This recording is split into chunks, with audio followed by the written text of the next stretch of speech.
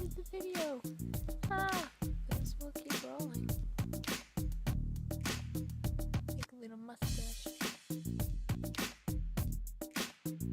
Hello, my beautiful friends. Welcome. I'm glad you're here, and I hope your day is going wonderfully so far. This day seems like it just kind of flew by, and like, what? If you could change one thing about yourself, what would it be? I'm not talking physical appearance, like I want to be skinnier, I want to have smaller ears, I want to look more attractive to other humans. Not that sort of thing. What I'm looking for is a characteristic about yourself that you don't like. You know it's bad, you don't like it, and you want it to change. For example, if I wanted to be less anxious about things, that would be mine. Think of what yours would be and just keep it up there in your brain for a minute as we talk. Well, the good news is we all have these things that we don't really like about ourselves, and we know they're bad and we know we need to change. The bad reason is why we all have them. We all have them because we're all born into this world as sinful, broken, fallen creatures. We have these qualities about us because it's our nature. The attributes of the flesh are very obvious, and we can see from the list of them that they are not really things we want to be associated with.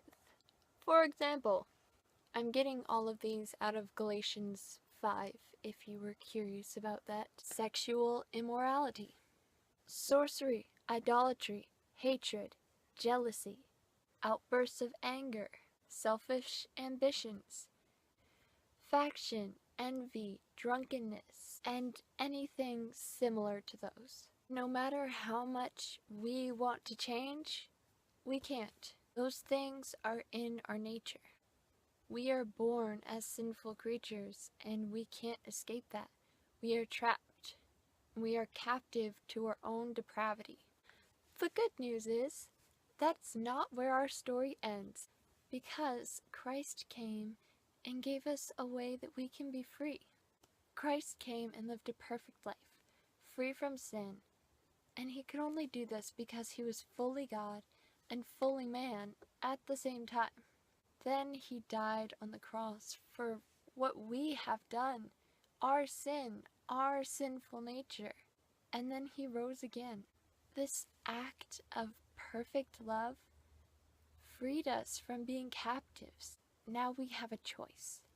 We have a way we can change. Through Christ, there is freedom. But this freedom that he gives us does not mean that we should take advantage of it to fulfill our fleshly desires. But instead, we should serve one another and strive to put on the fruits of the Spirit, which are love, joy, peace, patience, kindness, goodness, faith, gentleness, self-control. And against these there is no law. With Christ, we no longer have to be forgetful, annoying, obnoxious, mean, rude. Just throw all those adjectives in there that go along with that, because that's what I was. stubbornness, anxious, self-indulgence, prideful, that I can be very controlling at times, and instead, we are friendly, Self-discipline? willingness, faithful, self-control, outgoing, and I love to just make people feel comfortable and loved. Be encouraged that you can change.